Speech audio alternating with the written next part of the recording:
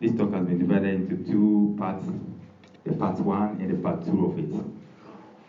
We'll be introducing a lot of new concepts and in relation to what actually is happening behind the scenes when men and women interact, and certain things concerning males and females, right from the biblical perspective down to us on the social and psychological level. So it's quite packed. So that's one thing I have to start a little bit earlier so that, but we are going to manage. Wherever I get to, we'll do it at that point. Okay, so the first thing I want to say is that there is this book, Who Do I Marry?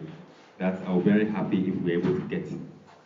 If you are interested in it, in the course of this conference, you can get in touch with me so that I give you the person who can get it for you. The person you order it, he will send it to you through one way or the other. It will get to you. Who Do I Marry? It goes for 35 cities. Okay.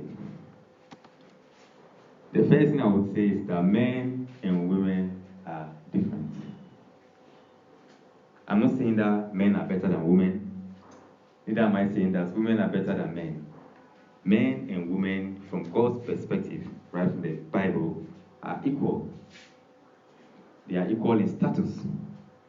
They are equal in value, but they are different. It's very evident that men and women are different, is it not? Right from psychological makeup, the way we think, to physical or physiology, in so many different ways. But in terms of our value and our status in the eyes of God, we are equal. But after God created, God knows that when it comes to a man and a woman living together, and they are equal, there cannot be a democracy of two people. Is it possible? Have you ever thought of that before? Let's take it as NDC MPP. We are only two people, and we are voting. Who wins? It's not possible to have a democracy of two people. That's why God made the man the leader in the house. So that after their equality, in the terms of the interaction, and there's something that they are still not understanding, the woman would have to succumb to the man. So it was in God's wisdom, knowing that there cannot be a democracy of two people, that He gave man a leadership role. So what is going wrong in this modern world? Satan has an agenda. He has a plan. And as we know, whatever God wants, He doesn't want. Because for Him, He wants to frustrate God's plan. So if God says A, Satan will say negative A. That's what I'm talking about. So many things that we see in our present world is as a result of that. And Satan works step by step. He will not bring the whole thing to you one. It's like a frog who was put in water and put on fire. The frog will stay in the water and boil. It will die before it realizes that it's in danger. But if you put a frog in hot water, it will jump out. So Satan will not come and give you a big stairs. He will give you a carpet. He will put another carpet on the next one. No matter how slim a carpet is, if you put so many carpets one on the other, it can climb to the top here. That's how Satan works. So he started from unisex. Do you know what unisex is? God, if you look at it in the Old Testament, He has made things very special. Even the clothing that we wear, He has rules on how we should wear clothing. And He's very particular on that. Men should not wear women's clothing, and women should not wear men's clothing. But of course, we'll say, unisex. It started in the 1950s, 1940s. They said, it's nothing. After all, men are not wearing women's clothing, and women are not wearing men's clothing. I can get clothing that is in between both sex can wear. And it doesn't sound dangerous. So we can manage with that. So it's upon that now today we have LGBT and intergender and transgender, because we accepted the first one, and now this is where we are. Do you understand where I'm coming from? In the same way, there was a time when we were in primary school in the 19s and the early 2000s that when we talk about homosexuality, Like, you don't even talk about it. It doesn't even make sense. Nobody, like what are you talking about? But now we live in a time that it's normal.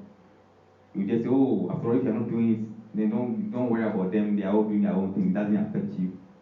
That's how Satan works. And you think Satan just woke up one day and said homosexuality. It didn't that work, and he knows. So he started from unisex, then moved on to feminism, and then we are now the LGBT. Do you understand what LGBT is?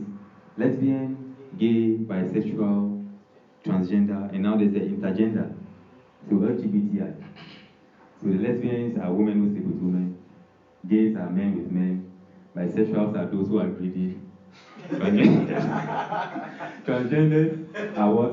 A man who wants to become a woman, so he transforms himself, he wants to dress like a woman, change his gender, genitalia to a woman, and the other way around. Intergenders are those who are saying that I'm not a man or not a woman, I can choose my own sex in between. So they can move in between the genders. And it was Satan's own way of getting directly to God that, yes, you say male, female, I created, and you will see. You see where I'm coming from? It didn't get started anyhow. Feminism also started. It started as benign. Now we are the fourth wave of feminism. You understand fourth wave? That means they built up. So first wave started with, why are we not making the women work? We are oppressing the women. You know. Now the fourth wave where we have female supremacy. That you cannot talk. And that's what has made so many men feminine. We are even afraid to say that you're a man. You're afraid. You're afraid to say that you're a man. Because then that means you are being chauvinistic. And it's okay for a woman to say, I'm a strong, independent woman. It's okay. And it's turning God's order of leadership by male. Satan didn't just start from that. It was small. And as far as we sit down and pretend as if everything is all right, and as far as we sit down and pretend as if everything is okay, they will keep on suffering if we will not talk. This is just the beginning. So second wave feminism improved upon the first wave and started making more demands. Third wave improved it. You can go and check on that into details. We are in the fourth wave where females are not seeking for equality anymore, although they still claim to be seeking for equality, but they're seeking for superiority. It's a fact. And if you say it, you are misogynist. It's called shaming language. We'll get there. Well, shaming language, I think he introduced it, but I'm going to break shaming language to you. That's what I'm saying, that the thing is so thick. I don't know where we'll get to, but wherever we get to, we'll take it like that. So we are moving on to woman was made after man, from man, and for man. Is this chauvinistic? Open your Bible to the book of 1 Corinthians. You don't read, okay, those who have their Bibles, open your Bible to the book of 1 Corinthians. Is it chapter 11 or chapter 8? Is that chapter 8 verse 11 or chapter 11 verse 8? This is not something that Daniel said. So something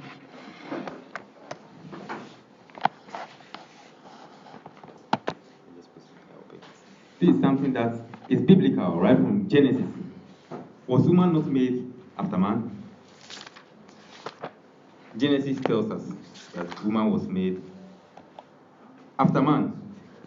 Was woman not made from man? Yes, the book of Genesis tells us that woman was made from man. Was woman not made for man? The book of Genesis tells us that God saw that. Okay, thank you. Man was lonely, and for that God made woman for man. It's 11:8. Okay. It says, I'm not reading, this is Bible, Paul saying. It says, for the man is not of woman, but the woman of the man. There was a man created for the woman, but the woman for the man. For this cause ought the woman to have power on her head because of the angels. Nevertheless, neither is a man without a woman, neither a woman without a man in the Lord. Do you understand where you're coming from here? What does it mean when we say the man was made, woman was made after the woman? Do you have a younger brother or a younger sister? If you're a firstborn, or if you're not a firstborn, you're a secondborn or whatever. When mommy comes home and your junior brother or junior sister does something wrong, they'll not come and ask you. It's you. because he was after you. So you have the responsibility of leadership. And that leadership will mean that if they come, they will shout and shout on you. That's why when God entered the garden, the first person he went to was Adam. Because woman was made after man.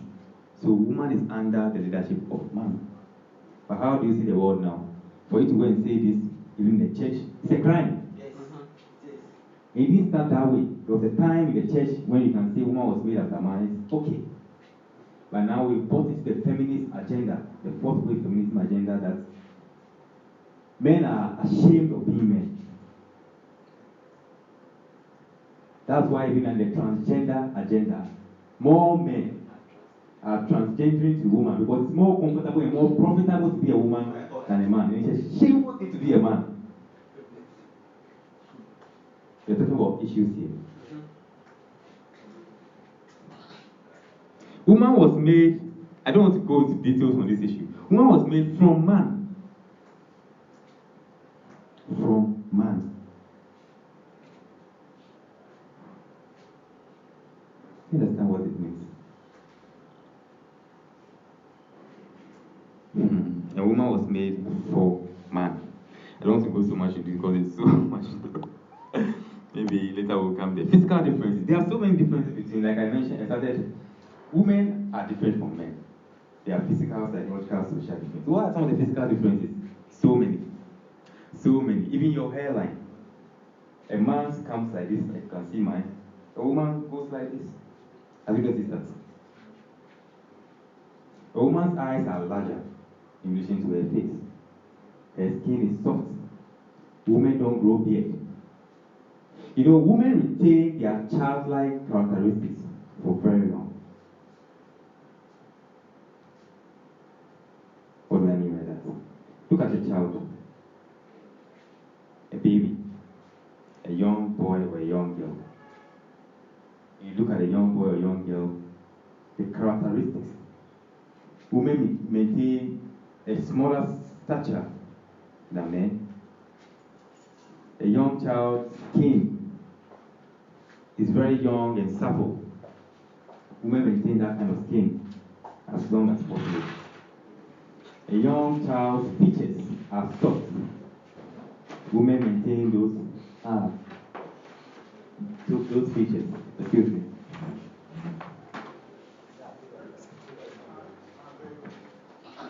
Women maintain those features. Women have their bones are not as hard as those of men. Their blood, the red blood cell content is lower. Their bodies are built in such a way that they do better on carrying things on their head than pulling or pushing. A man is built with muscles so he can pull and push. A woman is built with a wider hip so that he can maintain it. Women can carry more heavier weights than you. Yeah, that's the physiology of a woman. Because her waist, her base, this side is wider, so it can maintain more than something. When something is wider, it can carry more weight than something that is smaller. So God has a peculiar way. So the making of things, because He knows what He created woman for. So woman is like, if you look at a traditional setting, the women carry the things from, and the men are supposed to be pulling and pushing things, doing heavy work. So your muscles are here. You see what I'm talking about? Women cannot do that. So it's imperfect. We are complementary. We complement each other. But men and women are different. They are equal in status, they are equal in privileges, they are equal in value, but different. So we talk about some of the physical differences. Let's look at some other differences. Social and psychological differences. Let's look at this. To men, love is sacrifice. To women, love is present. I'm not going to explain all, but I'll just pick a few of them because, like I said, it's voluminous. So what do I mean by to men, love is sacrifice, and to women, love is presence? This is what I mean. When a man loves a woman, what does he do? He wants to sacrifice for the woman.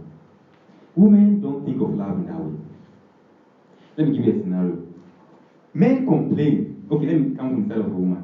A woman will complain that you go to work, you do everything that you want to do for her, you buy things for her, and she still complain that you're not there for me. You don't come home, I don't see you, I don't, because to her love is her presence to you, being around. And that's why a man will compare that. From the time I got married to you, you don't sacrifice for me. Because to him, the definition of love is sacrifice. And to a woman, you might think that buy everything for you, everything is in the house. What's your because you are defining love according to sacrifice, but to her it's by presence. And that's why she needs your presence. And you also see love, the whole view of love is sacrifice. You understand where I'm coming from? Yeah, so that's the first point. I'll skip some of them. I'll talk about the ones that. To men, points mean emotion. To women, emotions mean points. Interesting. What do I mean by that? How do men play out? We play out according to points, and the points give us emotions. What do I mean? Look at men games, football, 2-1. Hey, we are leading. You see where I'm coming from? I'm leading you. We are playing video game. So I'm looking at the max. I have 10,000 points. You have 7,050 points. You see what I'm coming about? So everything, the way we see things is according to points. I have 2 girls. Yes, I have more girls. That's why when I've been discussing about maybe women, you see, yes, I slept with her 2 times. You know where I'm coming from. Everything is about numbers, and to us, those numbers are relation. The more the number, the greater the emotions. That's why we seek variety. We seek variety. No matter how much a beautiful girl, we still see another woman and we want to. We play according to numbers, and those numbers represent our emotions. But for women, emotions represent points. What do I mean by that? A woman, listen carefully. A woman is looking at you, and in her interaction with you, be it negative or positive emotions, they represent points to her. They don't see things the way you see things. Women don't see things the way you see things. Whether she made you angry, maybe she did something that annoyed you, she sees your emotions as points. Oh, I got him. In your mind, you may be thinking, maybe you said, get away or something like that, but in her mind, she's got that. So far as you're emotionally involved, it's good. So male and female nature are different. But we now live in a world of feminine agenda where we want to pretend as if gender doesn't mean anything. It's a big lie. It's a very, very, very, very big. I cannot go into details on the points, but I just want to. Then men have a justice-based morality and women have a care-based morality. What do I mean by that? Let me start a short story. There was a story about this woman who killed her husband. They went to court, and it was evident that the woman killed her husband. And all the points to the fact that the woman killed her husband. The evidence is there. You can see the knife, the fingerprints, everything. It was obvious. So the judges, in America, they have a jury where maybe you have 10 jury, and based on their votes, that okay, 6 of them said this thing, so you are guilty, or 4 of them. You see what I'm talking about? They don't say none of them. So the jury were 10, and after they voted, one person said the woman is innocent, and 9 of them said the woman is guilty. You can imagine who said the woman was innocent. It was a woman.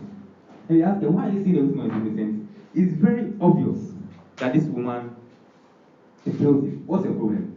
And she told them that, oh, this woman, her husband is dead. You know what I'm saying? They said, I just have pity on her. Her husband is dead. So she's looking at it from the care. She's looking at it from emotions, that I care. Like, it's thinking about, oh, see you. The husband is dead. She doesn't have anyone to take care of her. She will have to be struggling as a widow. But men are looking at it as justice. Oh, Billy, you see what I'm talking about? That's why when we were young, maybe your father will be, yes, that's why your mother will say, when your father comes, you'll see. That kind of thing. Because your mother will be looking at the care time, like, I look that kind of thing. But the man looks at it as justice. You get where I'm trying to come from. So because of that, men are better when it comes to leadership. Because you cannot be leading care-based. You have to lead justice. So you see, when God made Adam the leader, and not Eve, like we started, woman was made after man, for man, and from man. It's not that Abia now we say, okay, say Adam is better than Eve, or he was trying to, but he knows what Adam is capable of and what Eve is capable of. He knows their makeup, he knows their nature. It wasn't a mistake for us to come and allow feminism to define to us what we should do.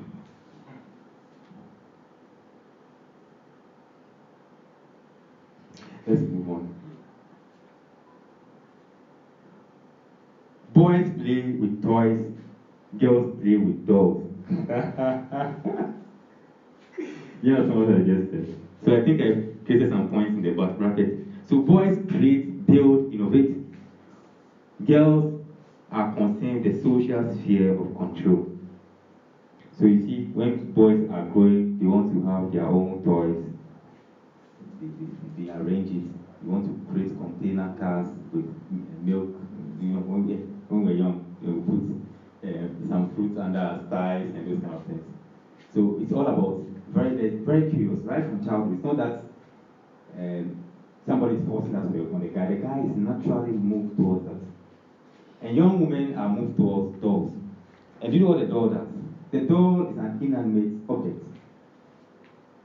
So let's say that this is a doll.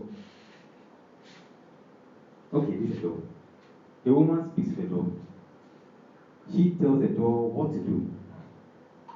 Here's where I'm coming from. So women from the very beginning learn social dynamics. They are very good at that. Control. So she is telling the doll that doll do this, and I mean the call say that. So she's learning how to manipulate. Right from childhood. You cannot beat a woman at a social game. You cannot.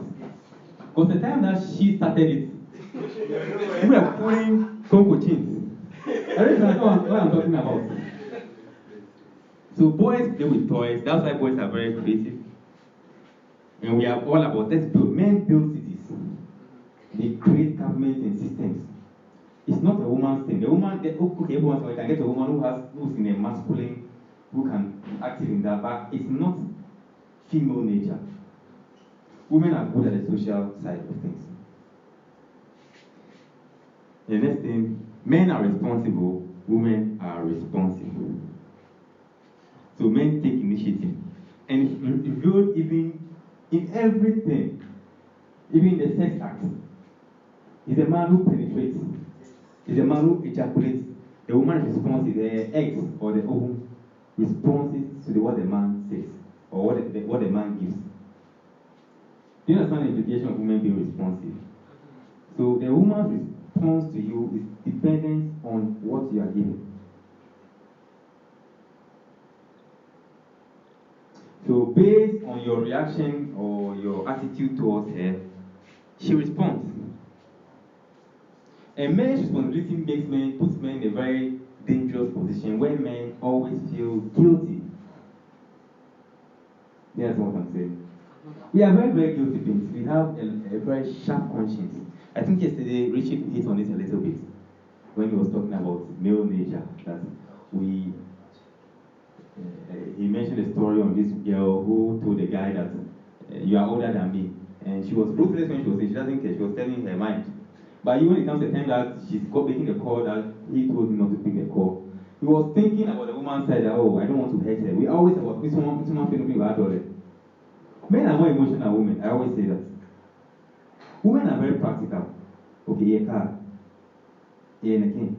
You are not like that. You are very emotional. Nothing now, hey, that kind of thing. Very emotional. We just move according to. Women don't move according to. No matter how, if you're a very pretty guy or good looking, a woman might choose you. It's just the first door. You've not done anything. She's just opened the first door for you. Maybe she might even approach you or be open to you. But if she looks at the other criteria because she has a list, and she's not joking. If you look at that criteria, she will leave you and be shocked. That's why men are always shocked. Like, I mean, this girl, they feel why, woman. Don't ever, because the way men react is not the same way that women react.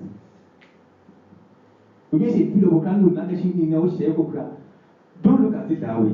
Women are very practical. I think when we get the part, we'll be talking about more dangerous things. For now, I just want to make some introduction. So the part 2, I think we win the afternoon, late evening, right? Evening, it's what time, 8 or 9. Yeah, we'll talk about more dangerous when it comes to the realities of male-female interactions. Let's move on. I don't want to. Okay. For the rest, I think maybe you can take them on your own, or maybe if you want to know more about it, you can come to me on a personal level, and we'll talk about them. We have so many things to talk about. So we are going to look at some basic phenomena and concepts in male-female interactions. 1, the friend zone. How many of us have heard of something called a friend zone before?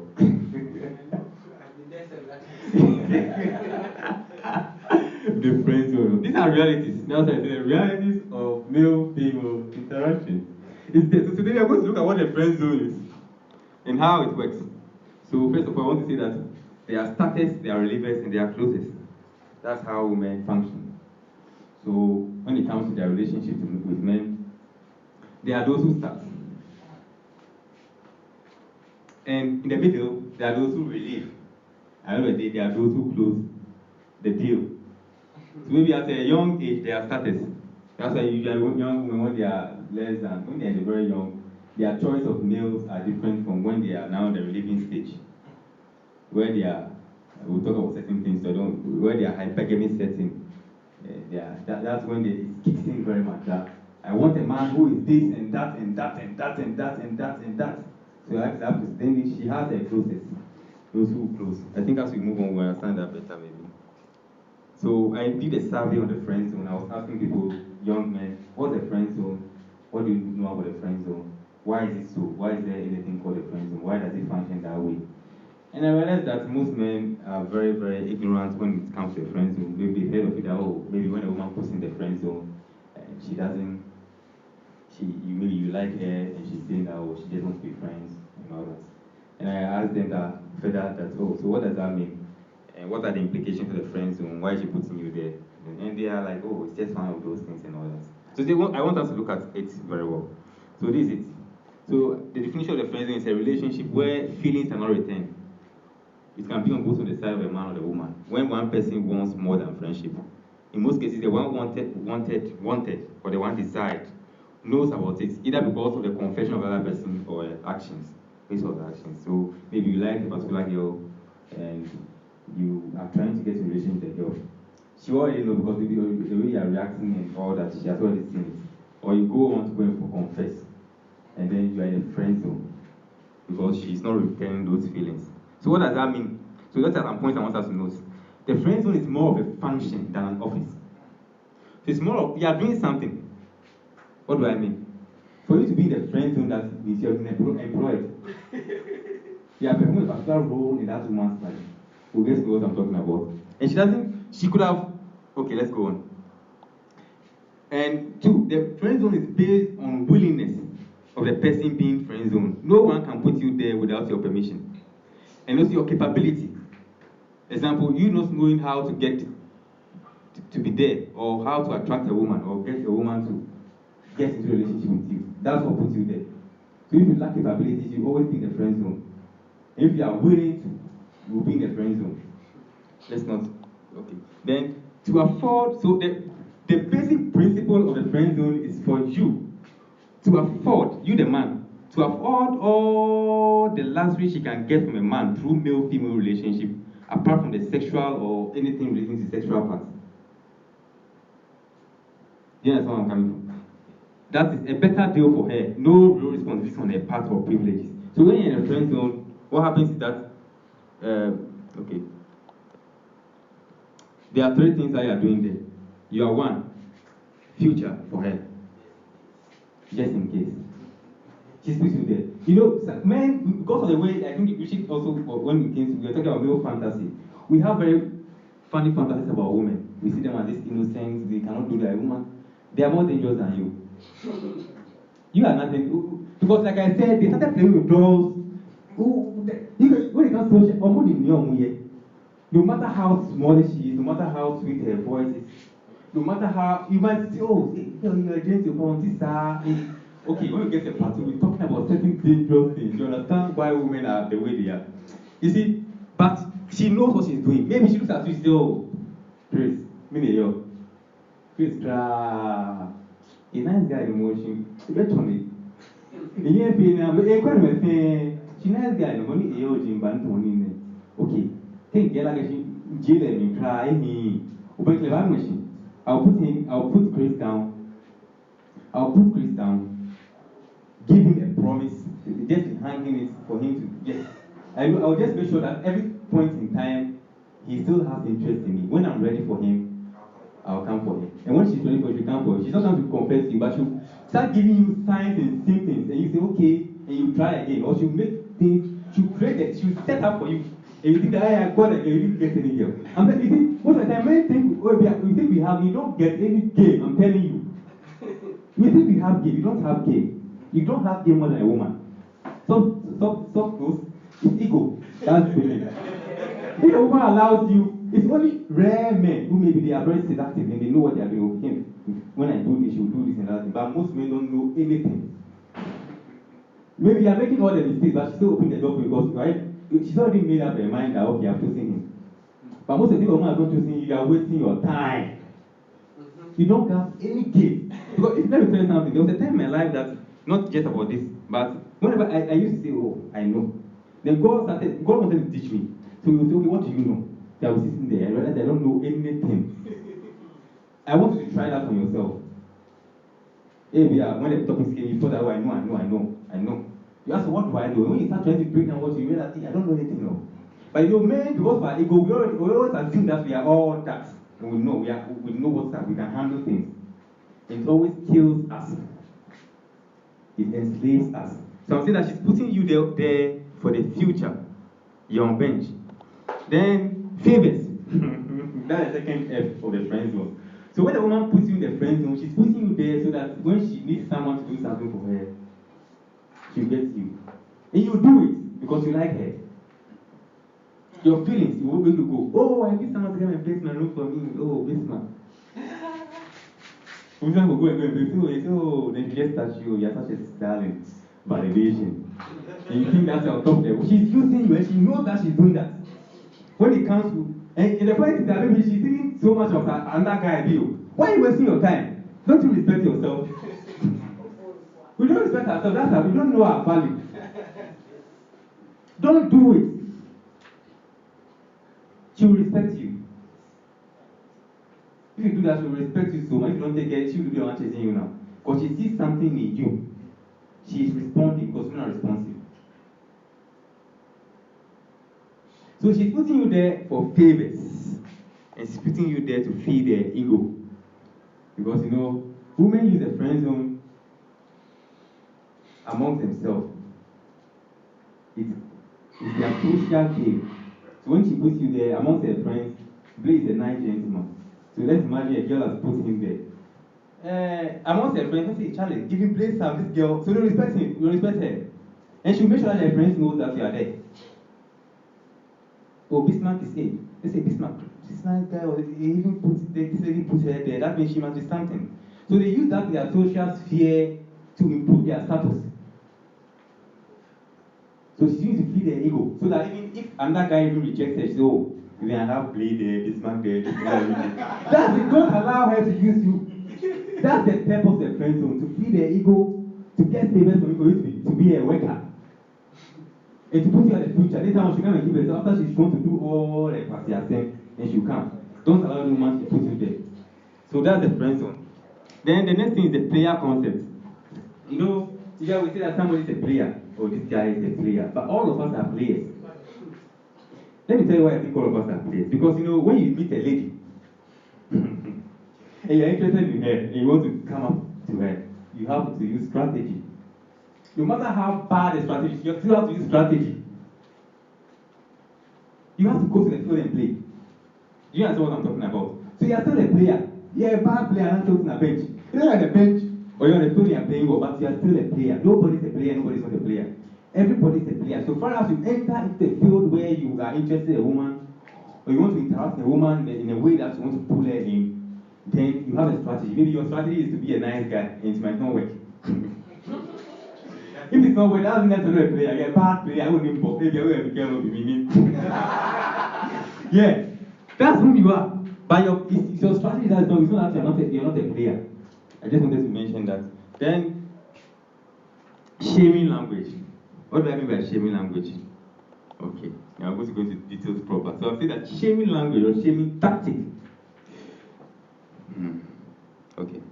Are emotional devices made to play on a man's insecurities and shut down debates, especially with females. What do I mean? So the shamer it can be any way. Let me give you an example. For instance, when you're in secondary school and all the boys are drinking, if they are doing something, they want to flip the wall and go outside, and you are there and say, "Oh, I will not go." Say, you get drunk by part time, you move things, And you want to also prove yourself. It's a shaming language, because he uses that shame, and that shame works on you, especially as a man, because of your ego. You want to prove yourself that I can do it. But what do you mean? I'm also a man. It's a shaming language. We can come from both sides of Bible, because we're talking about male and female interactions. We are going to limit it to the shaming language from the side of women when it comes to male-female interactions. So the shamer is basically responding emotionally to a logical situation to make you feel wrong and evil. What do I mean by that? We'll look at some of the shaming tactics that are used. So who do I marry? If you want to buy the book, it's 350. See me, I'll give you the number. So usually when it comes to shaming language, what a person is saying doesn't have any facts. Okay, I think let me give you one example of shaming tactic. Okay.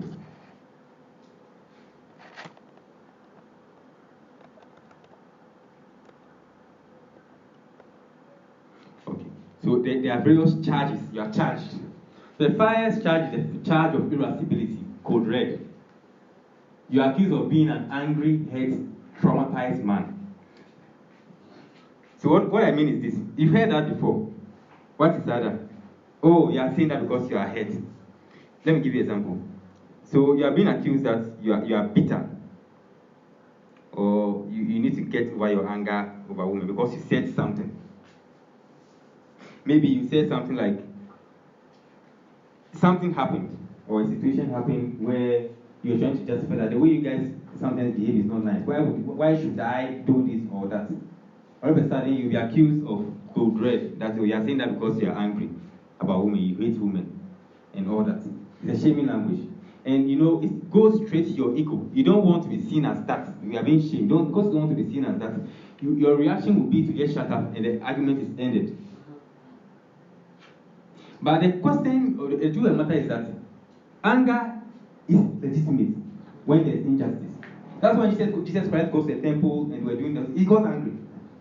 When you see injustice, there's something that's going on that's not right, you should get angry. Especially that injustice is towards, it's injustice that's not just towards you, but towards a particular situation and people who realize that, no, this thing is not right. It's only people who have a character, their character is not well developed, who don't get angry. I'm not saying that you should get angry just like that, but if you see injustice, it's not that you should react to anger and be breaking things, no. But you should get angry, meaning you're not feeling him. It's only cowards who look at injustice and they don't say anything. So don't be afraid that when you see something as a man that's going on wrong, you should mention it. And don't allow the shaming language of that you are angry or hurt, that's why you're saying that about women, bring you down or prevent you from saying something. There's a charge of cowardice. You're not a man enough. And they want to be that.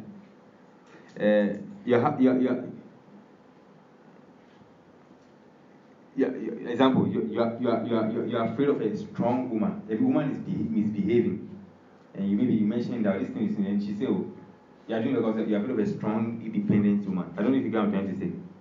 It's a shaming language that's being used on you that you're a coward. And it can be used on you like yesterday, and what the example that Richard gave about a guy who was asked to repair a ceiling fan. He doesn't know how to repair a ceiling fan. And because the woman said, me have to put me, that kind of thing. He just wanted to prove himself. And he got electrocuted because of that. So you are accused of being a coward. You're not man enough. You can also be accused of being childish, as in checking your God-given responsibilities. What do I mean by that? Example, you go out and you are all seated somewhere doing something, and you've all bought something you are eating, and they want you to pay everything. And you feel that no, all of us should pay. And you say, you are checking your God-given responsibility. Bema, they say, because that's the social stand. Don't pay. My brother, don't pay. Unless you want to pay, but if it's going to disturb you, or don't pay. They are shaming you to do it. And like I mentioned, when we look at education, it's an emotional device. You are moving from a logical sense. When you are looking at a logical thing, you think, oh, all of us are working, we are all doctors. At the end of the month, you get the same pay. I didn't know. It's logically, it doesn't make sense, nonsense. But now we are moved to the emotional field that your ego is being attacked. Say when you're Bema, and I say you're acting like a child. Bema, no, don't allow shaming language to put you down. This is a basic principle when it comes to female and male interaction. She will use that to make you do everything that she wants you to do. This is a catalog. So there are so many of them. There is a charge of overgeneralization. Not all women are like that. And the what's your breath? I'm sure that you've heard that before. Maybe you are saying that, oh, not all women are like that. And it's a way of trying to get out. But I'm telling you, she's like that. Oh, she's like that. She's like that. She just needs to get you off. And then there's the charge of superficiality. Maybe you have your own preference of women. You like women who are slim and that and that. And you get to, oh, the women who are like this, but I like women who are plump. And all of a sudden, or maybe even you are saying that, me, I don't like women who are not virgins. Or I don't like women who have married before. And they will shame you. That's how women behave. What do you mean by saying that? Are you trying to say that they are not that? Don't let that affect you. Because she's worse than you. No, it's not about waka, but she's worse than you. Do you understand what I say? She's worse than you. She has a better, her criteria is, a man, criteria when I walk. How much criteria do you have as a man? When it comes to choosing a woman. If I ask you what kind of woman do you want, most men, if you give a woman a paradise, write what kind of man she wants. She can write this book. Give her 1 hour. She write this book for you right now. So why would you let a woman shame you that I like pretty girls? You get what I'm trying to say? I like this kind of girl. No, don't allow her to shame you because of that. Because she is even looking for a guy who has a car, 6 packs, whatever. So why can't you do this thing? So she's now shaming you for superficiality because you are stating your preferences. And she thinks that she has the right or the privilege of showing a preference, but you don't have. With your fancy, you get where I'm trying to come from. I think we hear that every day. Maybe a girl comes to you and says, this my friend likes you. So I don't really say why. Like she doesn't understand why I say you don't like her friend. But for her, she's okay when her friend says she doesn't like you, that and they yawama. But don't buy into that. Logically, when you think about it, you see that this is nonsense. By using emotional manipulations to get you to do what they want you to do. I'm saying that women started playing with dolls when you they are good at this kind of things. You cannot beat a woman like that. So you just have to have understanding and recognize those things as they happen and respond to them rightly. And I'm telling you, she will respect you.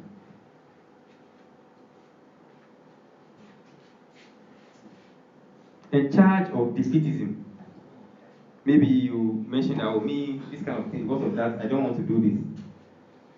And they say that, because of this, I don't like this kind of woman, or I don't deal with them. And then you say, oh, why are you saying that? Are you quitting? Men are not quitters, you have to be this. No. When you are doing something, you have to use your mind to do it. You have to use your sense. When you are taking risk, you take risk that you measure the cost benefit. Are you going to get married to a prostitute on the street? Yeah, that's where I'm coming from. You don't. So you should have standards. Don't let the charge of defeatism bring you down so that you don't have standards.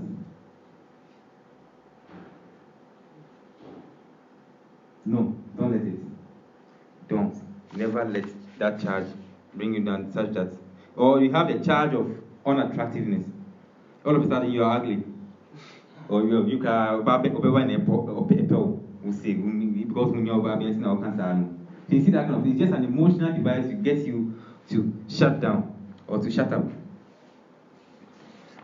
I don't want to give the responses to it and all that. I don't want to go so much into details.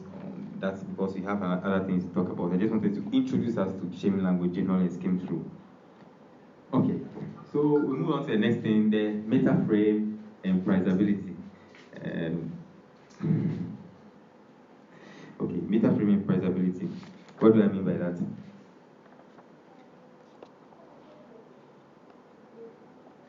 There is an underlying meaning of an interaction. Example, teacher, student, master, servant, parent, child. What do I mean? In any interaction, there's an underlying meaning. When I talk about underlying meaning, I'm talking about the spirit or the principle that governs that interaction. When you see a teacher and a student interacting, just standing back and looking, you can say who is the teacher and who is the student. Because the student will be submissive to the teacher, yes sir. They will say, if you cannot even hear what they are saying, the interaction will tell you who is the master and who is the servant, who is the child and who is the parent. That's where I'm coming from. So that's the underlying meaning. So I'm asking you to define the underlying meaning of every interaction you have with a woman as you being the prize. What do I mean by that?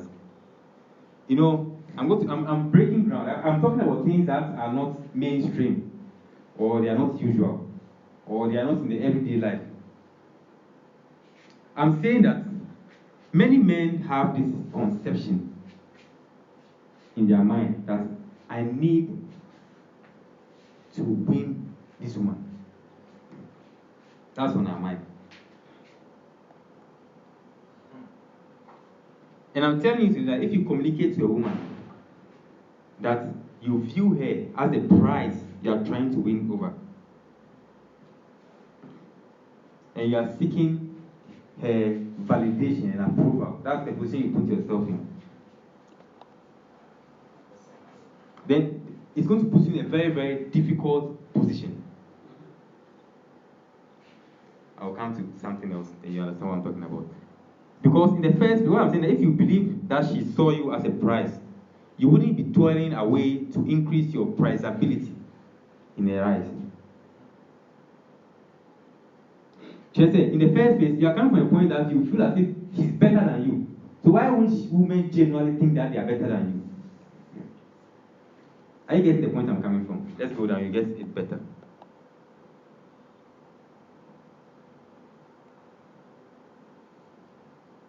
So what do I mean by prizability? When I talk about prizability, I'm talking about a woman seeing you as someone. She's respecting you, as I said. I'm saying that when a woman buys into their reality that if you walk away from her, I think all of us have had that experience, or you not validating her or not paying attention to her will be a loss to her, then that means you have prizability in her eyes. Are you getting where I'm coming from? I'll just move step by step, not to rush. So I will just. So I'm saying that prizability is having enough value in a woman's eyes that if you walk away from her or don't validate her worth, she will take it as a loss. So all men at some level know this. And what's the problem? That's why most guys always strive to catapult their prizability by bragging. You see, we know that a woman has to see us as something on some level. We know that a woman has to see you as something before she would want to be with you. So that's why we always try to do things that to catapult our prizability in her eyes so that she will choose us. So what do? We brag about, hey, I have so much money. Or you try to create that impression. Some people even go and borrow a car. It's not where I'm coming from. So some women, you are taking her out, buy her expensive jewelry and all that. All that you are doing, you are coming from the perspective of what you want to increase your prizability in her eyes. That's your mind.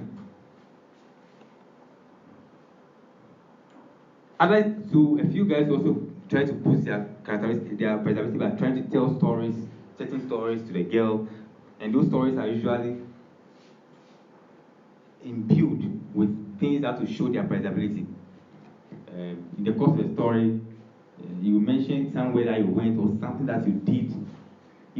That's one of the traits of those players.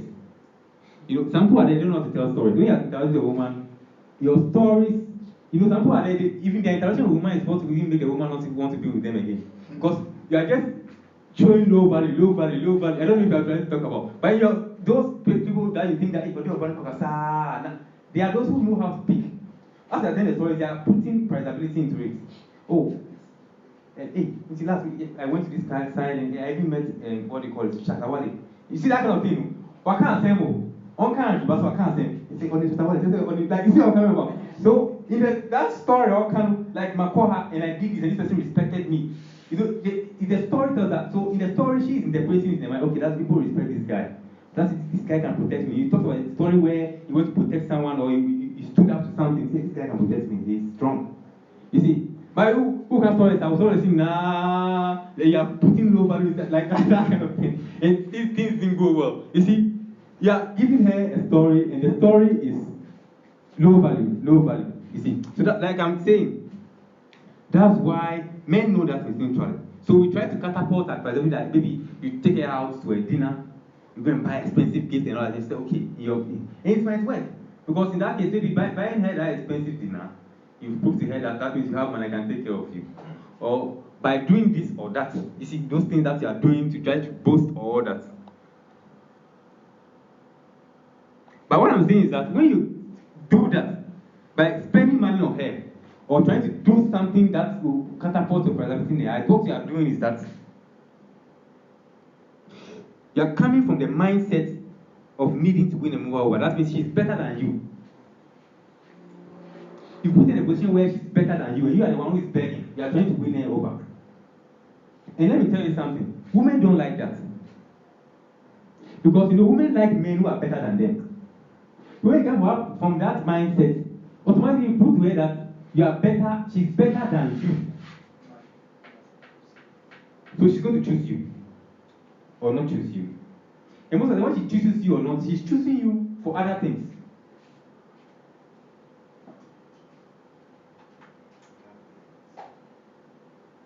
She's choosing you for other things. What do I mean by she's choosing you for other things? Mm-hmm. She'll be choosing you because she feels that she can control you. Let me tell you something. When it comes to marriage, a woman is going to choose a guy whom she can control. That's the number one criteria. Can I control this guy? So she's choosing one because she can control you. She's choosing you because maybe you'll be utility for her. Oh, what's wrong with me? Like I kind of, it's not because they are Nakuma. Like I told you from the beginning, women are practical. Yeah, they're always coming from emotional, so much emotional. They are very, very practical when it comes to these kind of things. Very practical. She can even like you and all that, but she looks at it, that's okay. Let me just go here. When we get to the part, we're going to stand deeper into all that. Okay, so let's go here. Okay, so like I was saying, okay. What I'm saying is that attraction or a woman feeling something for you is not based on what a woman prefers or how they judge you. If it were, most men would not get any girl. Why? Because I'm saying that women prefer certain things. Maybe money, a handsome guy and all that. But women at the end of the day choose guys who are not even handsome. But they feel strong attraction towards those guys. They feel very strong attraction towards those guys. Okay, I don't want to talk too much. I want to get to some place. My time is up.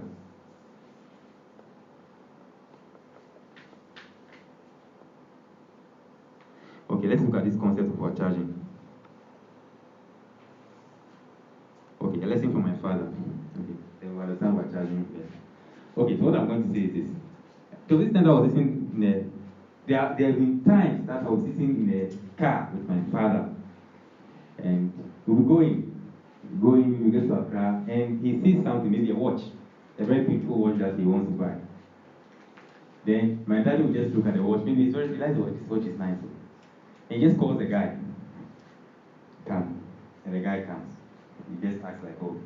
When the guy comes, you just pick the first watch and say, okay, next watch. Are you sure that this one is the quality one? Are you sure? Did you actually look at the leather. This leather is not quality. It looks you see where I'm coming from? And just put it down. Then nonchalantly just ask, so what's the price? Let's keep this around in our mind. Then we go to another scenario where maybe you're looking for a watch. You see the watch shining. And all of a sudden you just shout, hey, come. And the person comes. Check this watch, I've been looking for it, pow. Hey, look at the leather, look at this design. It's very, very, very, very nice. I've been checking this thing through town, I've not found it. Which try one of the price, Armah. That is how we react towards women, they overcharge us. You understand where I'm coming from? So that's the concept of charging. So it's a lesson that I learned from my father, and I was translating this to other areas of life. So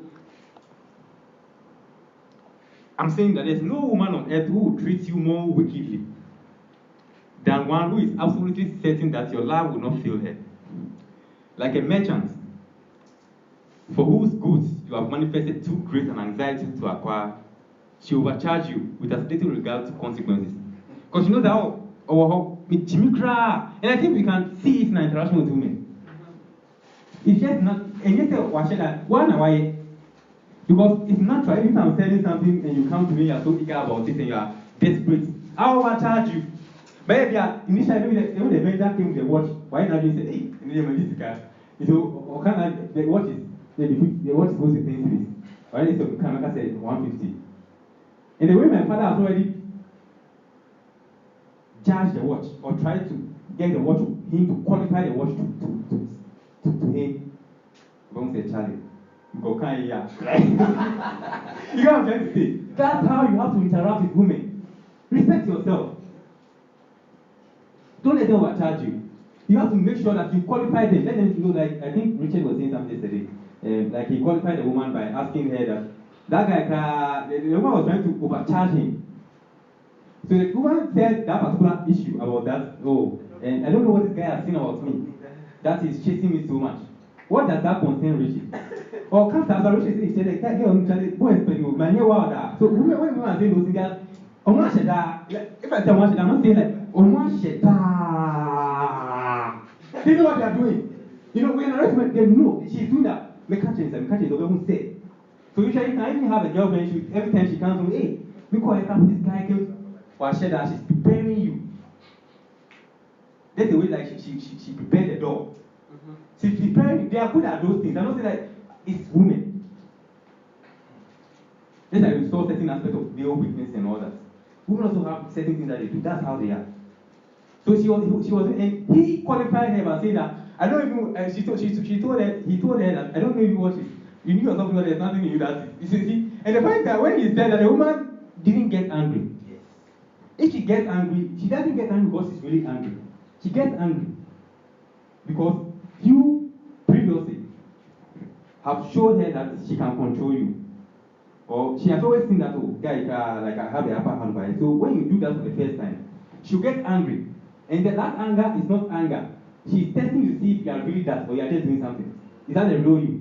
See, how can you talk to me about that? You continue on that particular passion, like that kind of thing, and she'll it's really strong. So usually, when you try to do that, she will test you again. I think that was the second point we saw when we were looking at psychological difference. Men test ideas, women test men. So she will test you to see that, is he really strong? Is it the real him? Is he being congruent? Is it what is inside him that is coming out? Or is just trying to play what we call Takashi or something? So she will test you by trying to shake you a little. To see if you stand and see that, yeah, that's him. And you start mellowing. You get where I'm coming from? So, we're looking at the concept of charging. Okay. And the reason why you don't have to let charging take place is that it's a very dangerous thing. When you let a woman overcharge you, you pay the consequences of it later on in the relationship or in the later interactions. Because you set the standard for her. You've told her, because women are all about boundaries.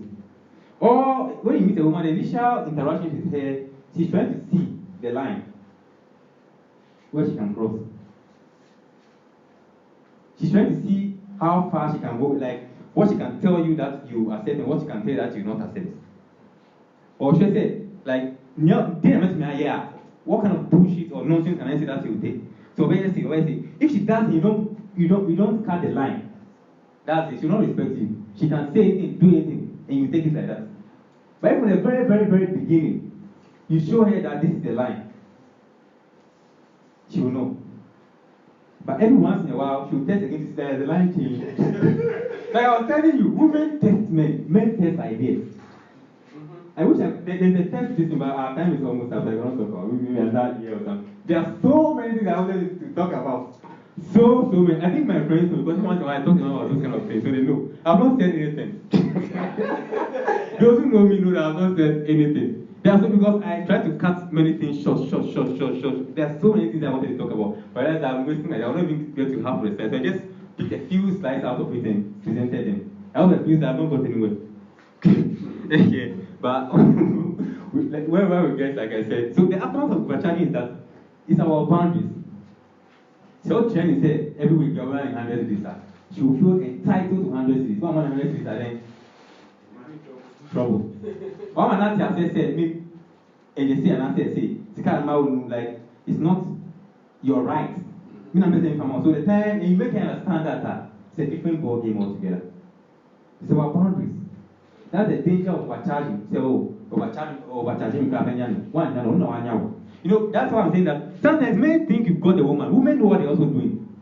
You know, sometimes men are game ends after you've got a woman. Your whole game is that person in your girl. You see. But she is looking after a relation what to happen. And she's looking from the beginning during the time you're interacting with them, we are trying to get them or sharing up to the end. But usually when men get the woman, the game and girl.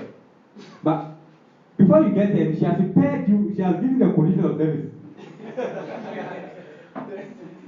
So you have to try to draw the condition of service very well before you enter a relationship with a woman and draw the boundaries and other things. You have to respect your relationship. Let me end here. It comes to the interaction I was giving you about the lesson I learned with my father. If at the end of the day my father has said, okay, this watch, I'll buy it 20 cities. The vendor will say, okay, no, boss, we're getting 250, 25 money. And I said, that cannot be. Or if the vendor still feels too entitled, he will say, I will not sell it to you. And it's worth it. Yeah, that's where I'm coming from. It's worth it because you said this guy is an arrogant person, he's cheating you, and he wants you to shut up and take the cheating. And what usually will make women do that is when they think they have better options. They feel that, oh, I can do it, even if you don't take it, right? You don't take it for the 100 cities are. I can get another guy who will take it for 100 cities. So, you see where I'm coming from. So, don't take it. Because if you take it and you try to steal force, that is here. That arrogance is so deep rooted that obey how? She worry you. She's going to be a great